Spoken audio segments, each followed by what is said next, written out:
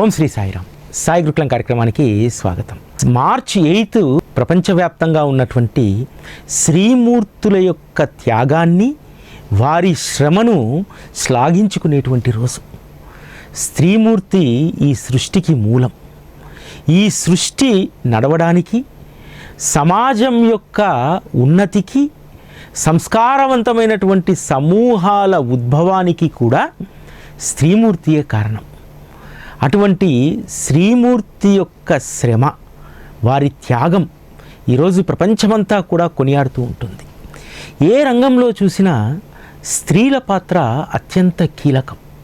భారతదేశానికి పునాది అయినటువంటి ఆధ్యాత్మిక మార్గానికి కూడా స్త్రీమూర్తులే వెన్నుముక.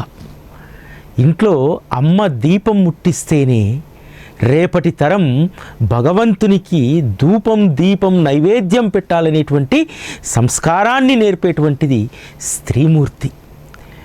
ఆధ్యాత్మిక మార్గంలో కూడా అన్ని రంగాల్లో ఏ విధంగా అయితే స్త్రీలను మనము వెనుకంజలోనే ఉంచుతామో, మగవారి యొక్క నీడలోనే స్త్రీమూర్తి ఉంటూ సేవలో తరిస్తుందో, ఆధ్యాత్మిక మార్గంలో కూడా ఈరోజు స్త్రీమూర్తులు వెన్నుముకగా ఉండి వెనుకే ఉండిపోయారు తప్ప, ఆధ్యాత్మిక మార్గంలో వారు చేసినటువంటి కృషి, ఈ ఆధ్యాత్మికత అనేటువంటి దాన్ని భవిష్యత్ తరానికి తీసుకువెళ్ళడంలో స్త్రీమూర్తుల పాత్రయే కీలకమైనటువంటిది.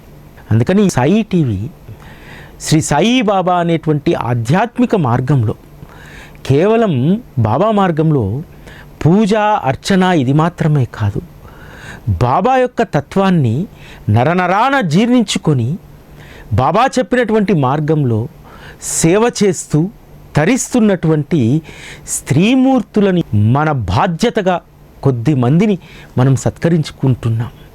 ఎందుకనంటే కృతజ్ఞత అనేటువంటిది బాబా మార్గంలో చాలా ప్రధానమైనటువంటిది. అదేవిధంగా చేసేటువంటి పనిని తప్పకుండా బాబా గుర్తిస్తారు. గుర్తించి వెన్ను తట్టి ముందుకు వెళ్ళడానికి ఒక గొప్ప సత్కారాలను, వారి ప్రశంసను ఆ రోజు ఈరోజు భక్తులకు అందిస్తూ ఉంటారు. అందుకనే భక్తి మార్గంలో ఒక నూతన ఒరవడి. మార్చి 8 ప్రపంచమంతా మహిళా దినోత్సవం జరుపుకుంటున్న తరుణంలో, క్రితం సంవత్సరం నుంచి మనం బాబా మార్గంలో బాబా తత్వాన్ని నరనరాన జీర్ణించుకున్నటువంటి స్త్రీమూర్తులను గౌరవించుకునేటువంటి ఒక అద్భుతమైనటువంటి కార్యాన్ని బాబా మనకు అందించారు. 2వ సంవత్సరం ఎలా ఉంటుంది, ఎలా చేస్తామని చెప్పి అనుకున్నాం. కానీ బాబా మన యొక్క పరిణితిని, పరిధిని మనకు ఇచ్చేటువంటి అవకాశాన్ని విస్తృతం చేస్తూ ఉంటారు. అందుకని ఒక విలక్షణమైనటువంటి సేవలో ఉన్నటువంటి భక్తితో పాటు సేవతో పాటు ఎంచుకున్నటువంటి బాధ్యత పట్ల కమిట్మెంట్, అటువంటి విశిష్టమైనటువంటి స్త్రీమూర్తులను మీరు దర్శించుకునేటువంటి అవకాశం. బాబా మార్గంలో ఒక వినూత్నమైనటువంటి సేవలు. ఆ సేవ ఒకరోజు కాదు, 2 రోజులు కాదు, వారు జీవిత పర్యంతం వారు చేయాలని చెప్పి ఎంచుకున్నారు. బాబా ఎంత గొప్ప వ్యూహకర్త అంటే, బాబా తత్వాన్ని ముందుకు తీసుకెళ్లడంలో ప్రధానమైనటువంటి బాధ్యత స్త్రీమూర్తులకే ఇచ్చారు. ఎందుకంటే ఇల్లాలు చదువు ఇంటికి వెలుగని చెప్పి చాలా చోట్ల మనం వాల్ రైటింగ్స్ చూస్తూ ఉండేటువంటి వాళ్ళం. అదే పంద మనకు బాబా మార్గంలో కనిపిస్తుంది. ఒక్క స్త్రీమూర్తి బాబా పట్ల ప్రేమ పెంచుకుంటే తనను తాను మార్చుకోగలుగుతుంది, తన కుటుంబాన్ని మార్చగలుగుతుంది, తద్వారా సమాజంలో మంచి సుగుణాలు కలిగినటువంటి పౌరులను సమాజానికి అందించగలుగుతుంది. ఇంత గొప్ప మార్పు ఒక్క స్త్రీ తీసుకురాగలుగుతుంది. అందుకనే ఈరోజు భక్తి అనేటువంటి ఉద్యమం అని చెప్పి నేను ఎందుకంటానంటే, ఉద్యమమే అనేక మార్పుల్ని తీసుకొస్తుంది. ఉద్యమం రకరకాలుగా ఉండవచ్చు, రకరకాల అంశాలపైన ఉద్యమాలు, యుద్ధాలు జరుగుతుండవచ్చు. కానీ భక్తి మార్గంలో జరిగేటువంటి యుద్ధం ఎంత గొప్పదంటే, ఇందులో విజయమే తప్ప పరాజయం అనేటువంటిది ఉండదు. అటువంటి నిశ్శబ్ద విప్లవాన్ని, శ్రీ సాయిబాబా అనేటువంటి ఆ నిశ్శబ్ద విప్లవాన్ని ఎంత అద్భుతంగా స్త్రీమూర్తులు 4-5 తరాలుగా ముందుకు తీసుకెళ్తున్నారు. ఆ ఉద్యమంలో ప్రవేశించినటువంటి ప్రతి స్త్రీమూర్తి కూడా 100% సక్సెస్ అయింది. తన బిడ్డల్ని మార్చుకోగలిగింది, తన కుటుంబాన్ని మార్చుకోగలిగింది, ఒక సాత్వికమైనటువంటి జీవనాన్ని, భగవంతుడు ఉంచినటువంటి స్థితిలో తృప్తిగా ఎలా ఉండాలనేటువంటి దాంట్లో నైపుణ్యాన్ని సాధించి భవిష్యత్ తరానికి కూడా ఆ అద్భుతమైనటువంటి పాఠాలను చెప్పి అనుభవాలను వారికి వివరించి ఆ తరం కూడా, వచ్చే తరం కూడా నిబద్ధతతో బాబా పట్ల భక్తి మార్గంలో ఉండేలాగా స్త్రీమూర్తులు ఎంతోమంది, ఇప్పటివరకు కొన్ని కోట్ల మంది శ్రీ సాయిబాబా అనేటువంటి నిశ్శబ్ద విప్లవంలో వారు యోధులుగా పనిచేశారు, విజయాన్ని కూడా సాధించారు. అంత గొప్పది స్త్రీల ప్రస్థానం సాయిబాబా మార్గంలో. ఒక్క స్త్రీమూర్తి జ్ఞానవంతురాలైతే ఆ కుటుంబం పరిపూర్ణమైనటువంటి విజ్ఞతతో జీవితాన్ని గడపగలుగుతుంది. అందుకనే మనం శ్రీ సాయి సచ్చరితలో చూస్తాం కదా, సీతాబాయి తర్కడు ఒక్కతి మాత్రమే బాబా పట్ల భక్తి కలిగి లేదు, తనకంటే కూడా బాబా పట్ల మరింత భక్తి తన బిడ్డ కలిగి ఉండాలని చెప్పి జ్యోతేంద్ర తర్కడ్ను ఎప్పుడూ షిరిడీకి వెంట పెట్టుకుని వచ్చేది. 11-12 సంవత్సరాల వయసున్నటువంటి పిల్లవాడి దగ్గర నుంచి బాబా మహాసమాధి అయ్యే వరకు దాదాపు 20-22 సంవత్సరాల వయసు ఉన్నటువంటి యువకుడిగా ఉన్నంత వరకు కూడా బాబా సహచర్యాన్ని అనుభవింపజేసింది. ఎప్పుడు ఏ సెలవులు వచ్చినా జ్యోతేంద్ర అమ్మమ్మ ఇంటికి వెళ్ళేటువంటి వాడు కాదు, నాయనమ్మ ఇంటికి వెళ్ళేటువంటి వాడు కాదు. సరాసరి అమ్మా మనం బాబా దగ్గరికి వెళ్దాం అనంటే ఆ తల్లి కొడుకును వెంట తెచ్చేది. ఒకసారి వాళ్ళ నాయనమ్మకు జబ్బు చేస్తుంది. జబ్బు చేస్తే అనేక మందులు వాడతారు, తగ్గదు. నాయనమ్మకు ఎందుకో మనవడిపైన ప్రేమ. ఒక్కసారి జ్యోతేంద్రని రమ్మను అని అంటుంది. జ్యోతేంద్ర వెళ్తూ వెళ్తూ బాబా ఊది పొట్లాన్ని తీసుకొని వెళ్తాడు. వెళ్తే మనవడి దగ్గర బాధ చెప్పుకుంటుంది. నేను ఈ బాధ భరించలేకపోతున్నాను, షిరిడీ వెళ్ళినప్పుడు బాబాని అడుగు నన్ను తొందరగా తీసుకెళ్ళిపోమ్మను అని.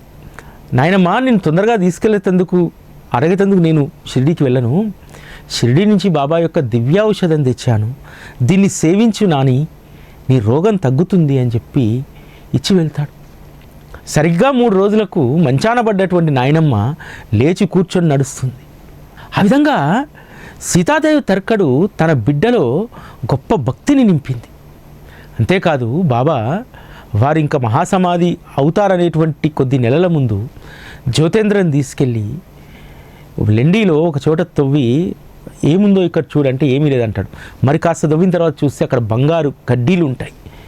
జ్యోతేంద్ర నువ్వు నన్ను ఎప్పుడూ ఏమీ అడగలేదు, ఇగో ఈ సంపదను తీసుకో అంటే, వద్దు బాబా నేను మాయలో పడదలుచుకోలేదు, అది మాయ, మీరు సత్యం అంటే తల్లి ఎంత గొప్ప వివేకాన్ని జ్యోతేంద్రకు నేర్పిందో చూడండి. బాబా అంటాడు, ఆ లక్ష్మీమాత వస్తా అంటే వద్దంటావా, తీసుకో జ్యోతేంద్ర, ఇక పైన మనం మళ్ళీ కలుసుకునేటువంటి అవకాశం రాదేమో, తీసుకో అనంటే ఎంత విజ్ఞతతో అడుగుతారు తెలుసా. బాబా నాకు ఇవన్నీ ఏమీ వద్దు, నాకొక్క హామీ ఇవ్వండి, నేను ఏ జన్మలో ఏ జీవిగా మరలా జన్మించినా మీ యొక్క సహచర్యం నాకు లభించేలాగా చూడండి బాబా అని అడుగుతారు. ఈరోజు చాలామంది మనం బాబాను ఆశ్రయించినటువంటి వాళ్ళని చూస్తూ ఉంటాం. చూసినప్పుడు బాబాతో ఎన్నో జన్మల బంధం ఉన్నట్టు ఆ అనుబంధం పెనవేసుకుంటూ ఉంటారు. దానికి కారణం ఏమిటి?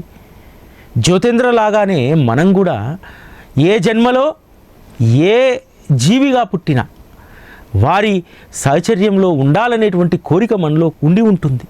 అందుకనే ఈరోజు బాబాతో ఇంత అద్భుతమైనటువంటి అనుబంధాన్ని మనం పెనవేసుకున్నాం. ఈ విధంగా సీతాబాయి తర్కడు కొడుకులో పెంచినటువంటి గొప్ప సంస్కారాలు ఎలా వచ్చాయి? అవి తల్లిగా బాబా పట్ల ప్రేమను పెంపొందించడానికి ఒక అనువంత ప్రయత్నం చేస్తే సద్గురు చరణాలకు అప్పగించబడ్డ తర్వాత జ్యోతేంద్ర గొప్ప సంస్కారవంతుడిగా తయారయ్యాడు కదా. అంతేకాదు బైజామా కూడా తన కొడుకు అల్లరి చిల్లరిగా ఉన్నాడు, అతన్ని సంస్కరించాల్సినటువంటి బాధ్యత నీదే అని చెప్పి బాబాకు అప్పగిస్తే బాబా తాత్యాను ఆ ఊరిలో గొప్ప సంపన్నవంతుని చేశాడు. ఆ ఊరిలో ఉన్నటువంటి 4 ఆసాముల్లో తాత్య ఒకటిగా ఉన్నారు. ఆ రోజు గ్రామ పెద్దల్లో 4లో ఒకటిగా తాత్య నిలిచాడు. అంతేకాదు తల్లి చూపెట్టినటువంటి మామ కోసం ఎంత పని ఉన్నా సరే, చావడి ఉత్సవం జరుగుతుందంటే వచ్చి తాత్య షాల్ కప్పి చెయ్యందిస్తే తప్ప బాబా లేవకపోయేటువంటి వారు. ఒక్క తాత్యానే కాదు, బైజామా తాత్యా దగ్గరైతే తాత్యాతో పాటు ఉన్నటువంటి రామచంద్ర, అదేవిధంగా రఘు పాటిల్ వీళ్ళందరూ కూడా దగ్గరవుతారని చెప్పి, ఆ విధంగా బైజామా లాంటి తల్లులు ఆ రోజు బాబాకు రామచంద్ర కోతే పాటిల్ లాంటి వారిని, బయాజీ పాటిల్ లాంటి వారిని, రఘు పాటిల్ లాంటి వారిని దగ్గర చేయడం మూలంగా వాళ్ళు ఎంత గొప్ప పాత్ర పోషించారు బాబా ప్రస్థానంలో. రామచంద్ర కోతే పాటిల్ అంటే తల్లి నేర్పినటువంటి సంస్కారం ఆ పిల్లవాడికి. ఎందుకంటే చాలా చిన్న వయసులో ఉన్నప్పుడు బాబా దగ్గరికి తల్లి తీసుకెళ్తుంది. అప్పటి నుంచి బాబా పట్ల ఒక అంకితమైనటువంటి భక్తిని కలిగి ఉంటాడు. అవసరమైతే నీ ఆస్తి వద్దు, నా భార్య వద్దు, బాబా కోసం నేను నిలబడతాను, నిలబడి బాబా యొక్క దేహం భూటివాడాలో సమాధి అయ్యేలాగా నేను నా ప్రయత్నం చేస్తాను, అందులో ఎటువంటి విరమణ ఉండదు, దాంట్లో నో కాంప్రమైజ్ అని చెప్పి అన్నింటినీ త్యజించి వచ్చాడు. అంటే బాబాకు పిల్లల్ని అప్పగిస్తే ఏ విధంగా నిలబడతారు అనడానికి రామచంద్ర ఒక గొప్ప నిదర్శనం కదా.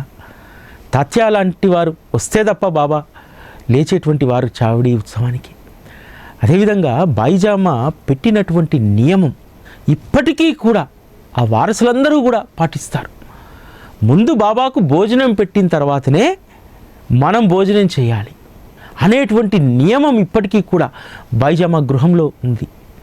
తరాలు మారిపోయాయి, ఇప్పుడు 5వ తరం నడుస్తుంది. అయినా సరే చావిడి ఉత్సవానికి టెన్షన్గా మనం వెళ్ళాలి. బాబా ఆ రోజు తాత్యా కోసం ఎదురు చూసినట్టు ఈరోజు మన కోసం కూడా ఎదురు చూస్తారు అనేటువంటి నిబద్ధతతో వచ్చి అక్కడ నిల్చుంటారు. బాబాకు చిలుం తెస్తారు, చిలుం తాగిస్తారు. ఆ చిలుం తాగించేటప్పుడు బాబా పీల్చిలిగినటువంటి అనుభూతిని ఈ రోజుకు పొందుతూ ఉంటారు.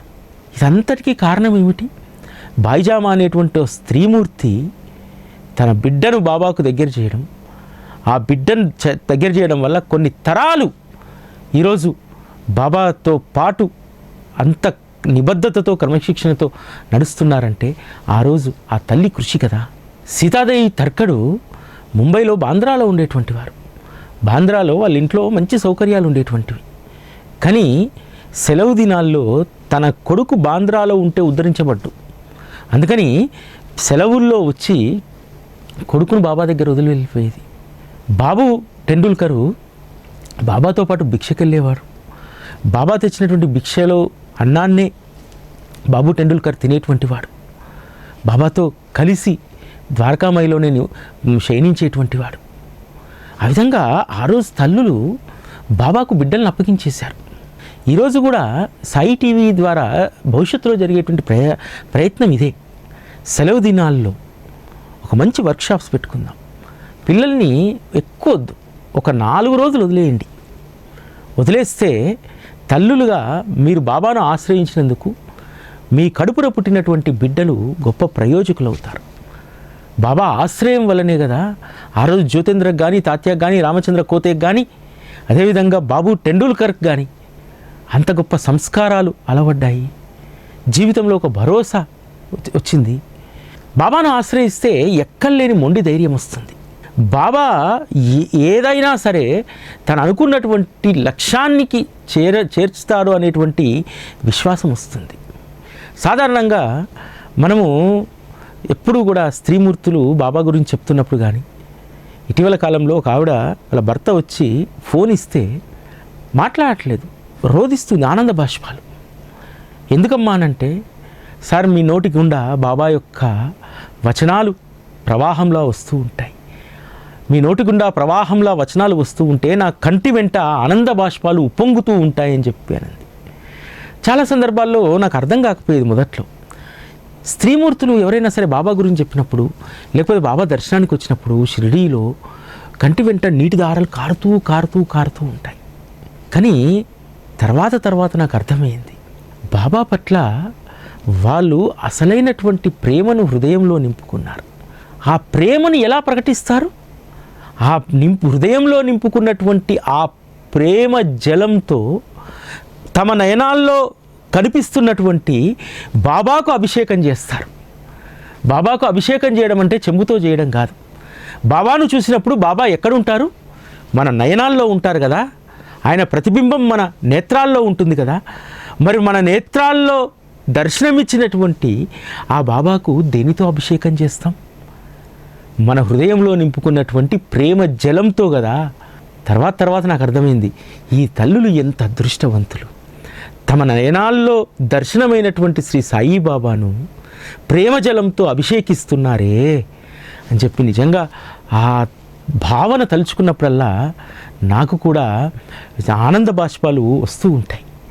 ఎందుకంటే బాబాకు ఇంతకు మించినటువంటి అభిషేకం లేదు. చాలామంది అభిషేకాలు చేస్తూ ఉంటారు. పూలతో అభిషేకం, తర్వాత అవి పనికిరాదు.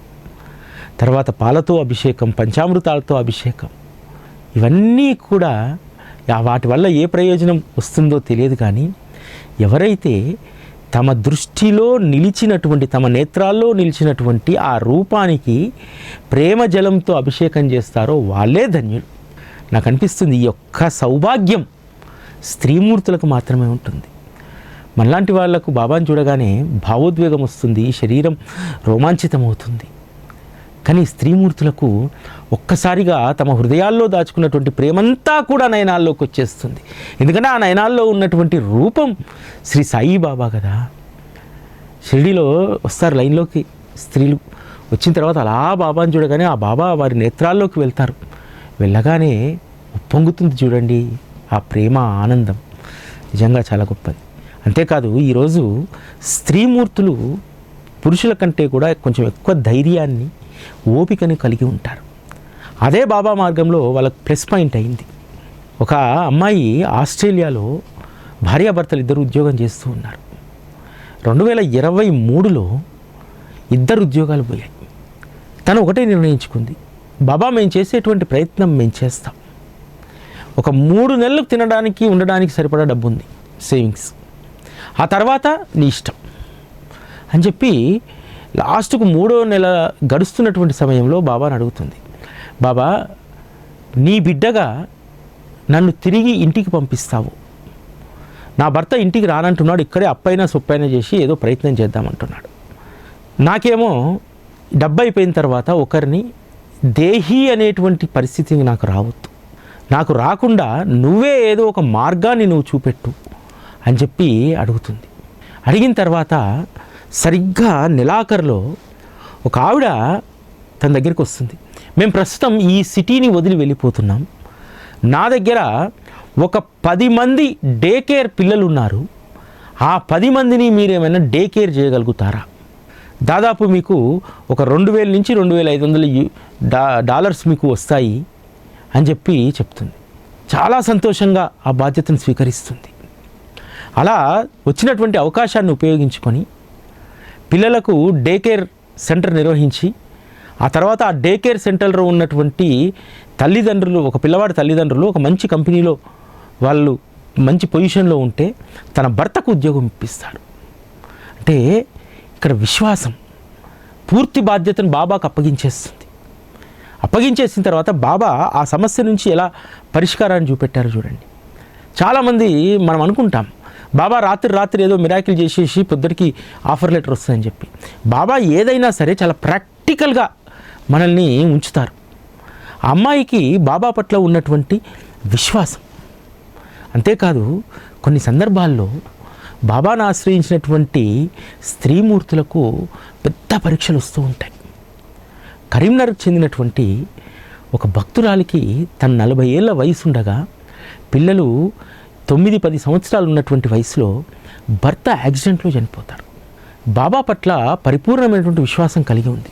ఒక 3 రోజులు బాధపడ్డది. 4వ రోజు బాబా చిత్రపటం ముందు కూర్చొని ఆలోచిస్తున్నప్పుడు తన చెవుల్లో ఒక వాణి వినిపించింది. ఆ వాణి ఏంటంటే, నేను ఒకటి తీసుకెళ్తే అంతకు మించినటువంటి దాన్ని ఇవ్వడానికే అనేటువంటి విషయాన్ని నువ్వు విస్మరించకు అని ఒక చెవులో ఎవరో చెప్పినట్టు వినిపిస్తుంది.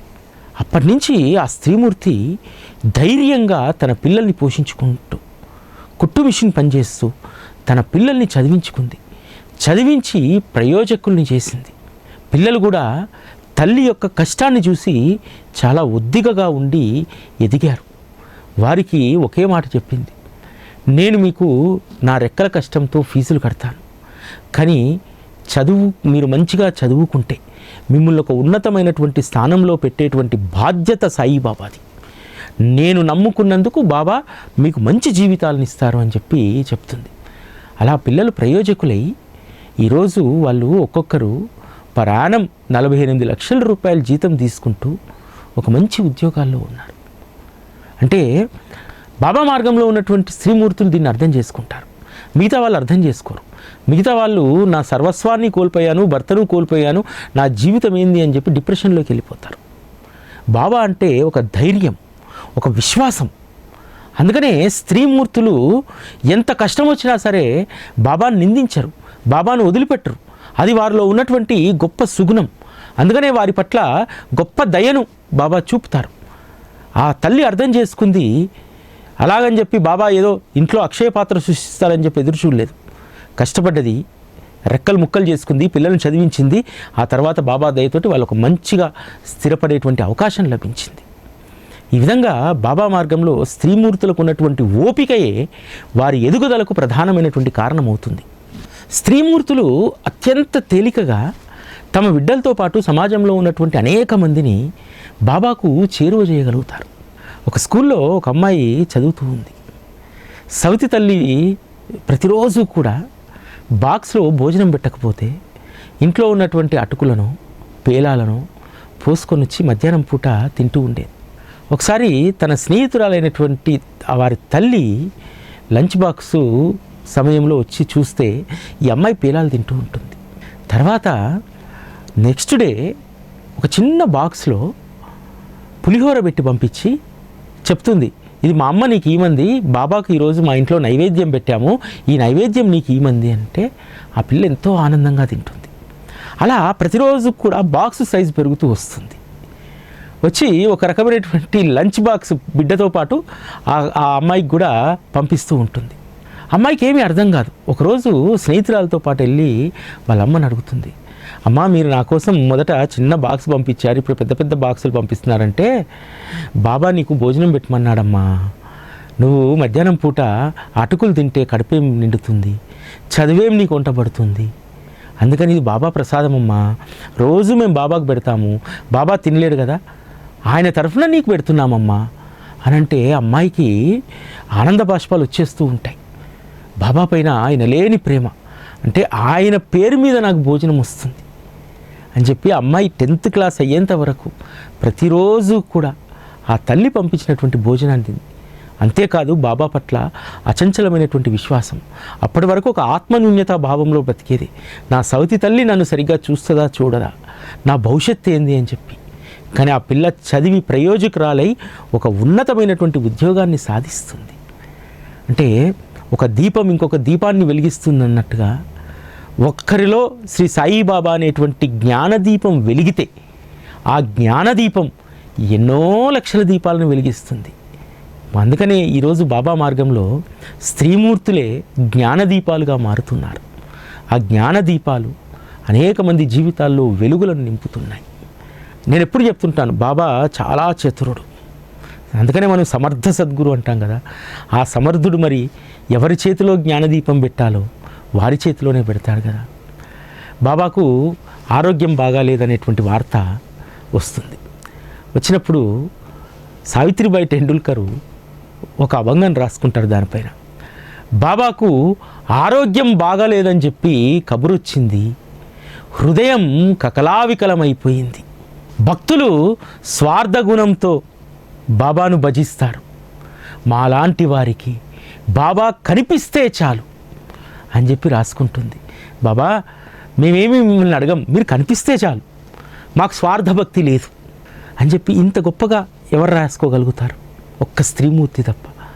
కాబట్టి బాబా మార్గంలో స్త్రీమూర్తుల గురించి మనం మాట్లాడుకోవడం, స్త్రీమూర్తులను గౌరవించి సత్కరించేటువంటి అవకాశం బాబా సాయి టీవీకి ఇవ్వడం, ఇదంతా కూడా బాబా ఇచ్చినటువంటి గొప్ప అవకాశం. ఈ అవకాశానికి ఎన్ని జన్మలకైనా సరే ఆ రుణం తీర్చుకోలేనటువంటిది. ఇంత అద్భుతమైనటువంటి అవకాశాలను బాబా సాయి టీవీకి ఇస్తున్నారు. ఇది ఈరోజు సాయి గురుకులం. మళ్ళీ రేపటి కార్యక్రమంలో కలుసుకుందాం. అప్పటి వరకు సెలవు. నమస్కారం.